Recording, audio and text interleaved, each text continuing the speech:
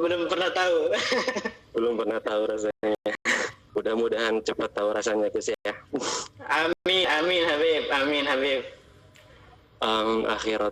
Akhirnya tulisan tersebut saya kasih ke Habib Umar dalam keadaan gemetar Gus, dalam keadaan takut. Habib Umar kemudian langsung baca. Ana di tengah-tengah itu, ana ya Allah, perasaannya kayak gimana.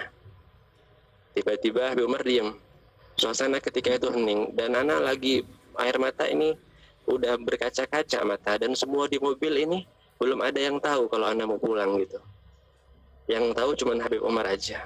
Kemudian beberapa waktu kemudian Al Habib Umar kemudian mengangkat suaranya. Kemudian Al Habib Umar mengatakan, al-mar'u ma'a man ahab.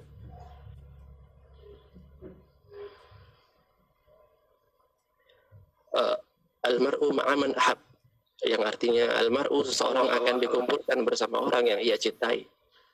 Allah. Udah anak nggak kuat, anak nangis langsung.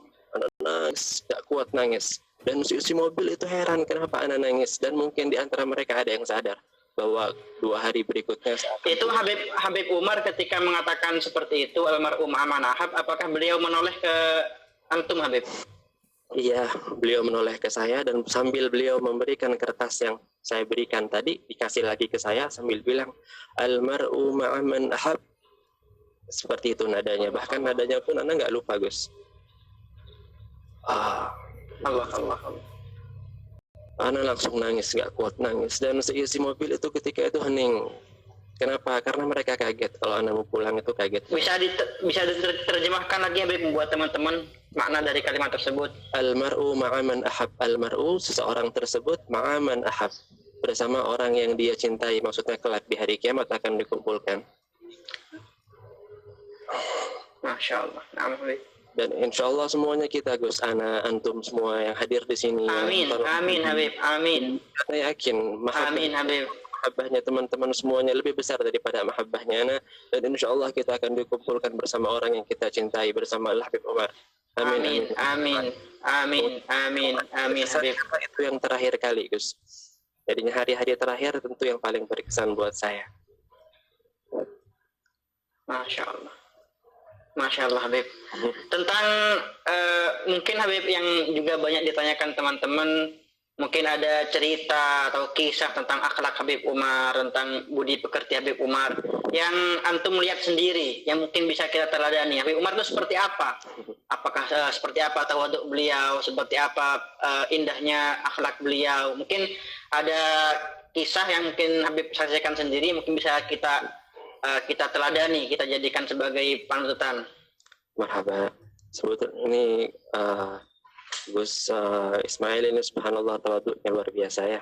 Padahal Nurul Mustafa orangnya Masya Allah, cuman masih bertanya kepada saya. Padahal kita sama-sama tahu semua akhlaknya Habib Umar seperti apa. Antum tahu, ana tahu. Tapi antum lebih banyak tahu daripada kami Habib. Antum lebih banyak tahu daripada antum. Mungkin Habib Umar ya. Ana nggak pernah. Tadi mungkin yang saya tertarik ya, yang paling saya tertarik kisah di balik video yang baru saya post. Habib Umar ketika Masya Allah kayak menjenguk antum ketika sakit. Bagaimana kisah di balik video itu Habib? Ketika antum tanya tentang apa momen yang paling saya ingat, itu setiap momen saya ingat. Salah satunya juga itu momen ketika saya berkhidmat kepada beliau dan saya sedang sakit ketika itu, sakit cacar ya, sakit cacar. Habib Umar ketika itu menjenguk saya. Jadinya kamarnya ana itu di depan itu, di rumahnya Habib Umar di bagian depan. Antum kan tahu ada kamar itu di bagian depan, itu kamar saya dengan beberapa ashab khidmah lainnya. Itu Al Habib Umar ketika tahu kalau saya sakit, akan tapi karena kesibukan beliau, mungkin beliau belum datang dulu.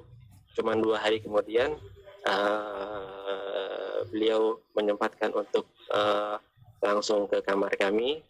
Dan keadaan ketika itu saya nggak tahu kalau saya akan dikunjungi beliau. Jadinya belum siap. Bahkan di foto itu saya pakai kaos biasa, Gus.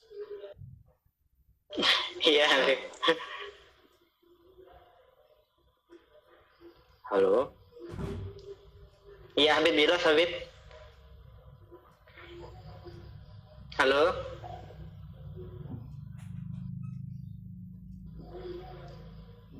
Allah jelas Habib. Allah. Allah. Nah, Sampai di mana tadi, Gus? sampai ketika beliau masuk ke kamar Habib Iya, secara tiba-tiba. Tiba-tiba saya pakai kaos, Ustadz. Anak pakai kaos, jadi kan nggak siap. Iya. Halo? Iya, halo, jelas Habib. Iya. Jelas Habib.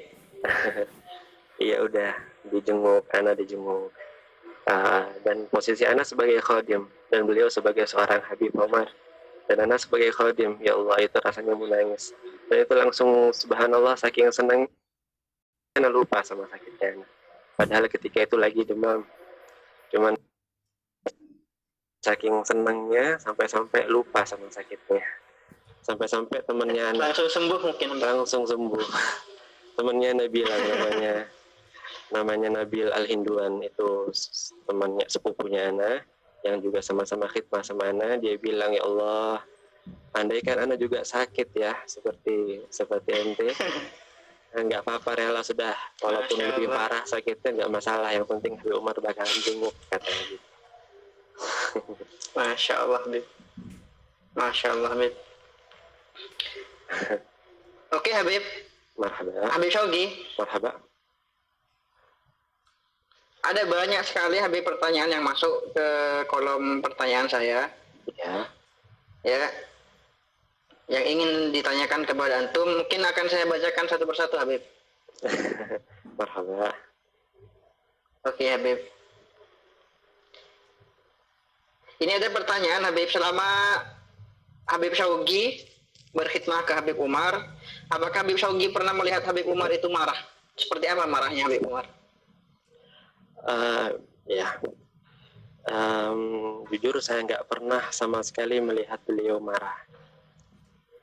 Selama 5 tahun Habib. Selama 5 tahun nggak pernah beliau marah. Bahkan Ustadz, ada hadisnya Rasulullah itu ya, hadis apa namanya? Waqad khadamtu Rasulullah 10 sinin. Sayyidina Anas bin Malik ya. Wa ma qala liatu. Enggak, Sayyidina Anas bin Malik bilang tentang bagaimana sifatnya Rasulullah ketika Rasulullah bersama Anas bin Malik yang notabene merupakan secara kasar khadimnya ataupun pembantunya. Kan Anas bin Malik bilang, Ana nggak pernah dengar Rasulullah bilang sama Ana uffin, ya kan? Begitu pula akhlak yang kita baca di sirah-sirah nabawiyah tentang Rasulullah, Al-Fagir dapatkan selama Al-Fagir berkhidmah kepada guru mulia. Anas bin Malik adalah seorang khadim yang pintar mungkin, tapi saya Al-Fagir adalah seorang khadim yang bodoh. Ya mungkin ketika itu awal-awal Al-Fagir khidmah, Al-Fagir belum terlalu lancar bahasa Arabnya. Dan mungkin sering salah, bahkan sering kali salah. Akan tetapi, Masya Allah, sabar. Nggak pernah ngomong, wala marah, wala berubah wajahnya, enggak. Nggak pernah menegur atau mengingatkan. Nggak pernah menegur ataupun bahkan mengingatkan. Habib Umar cuma senyum. Bahkan Habib Umar ketika menyuruh pun Ustadz, nggak pernah nyuruh walat khudh hadha, walat ambilin ini, ambilin itu, pakai tangannya atau pakai suara yang diangkat, nggak pernah.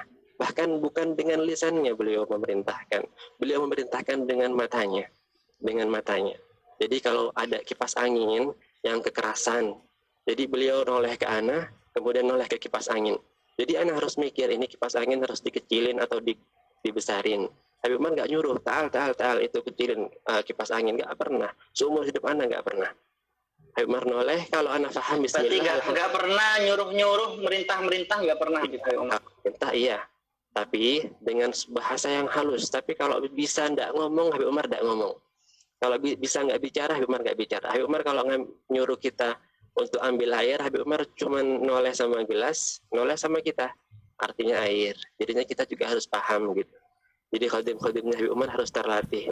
Seperti Kakanda Al-Fagir Habib Mahdi adalah khadim yang bagi saya adalah orang yang paling paham sama Habib Umar. Kira-kiranya Habib Umar paling paham, yang paling paham ya Akhina Mahdi. Dan banyak setelah Habib ke Indonesia, Habib Mahdi bilang sama saya, Habib Umar kalau mau air itu isyaratnya begini, kalau mau ini isyaratnya begini. Habib Umar jarang pakai lisan. Kenapa?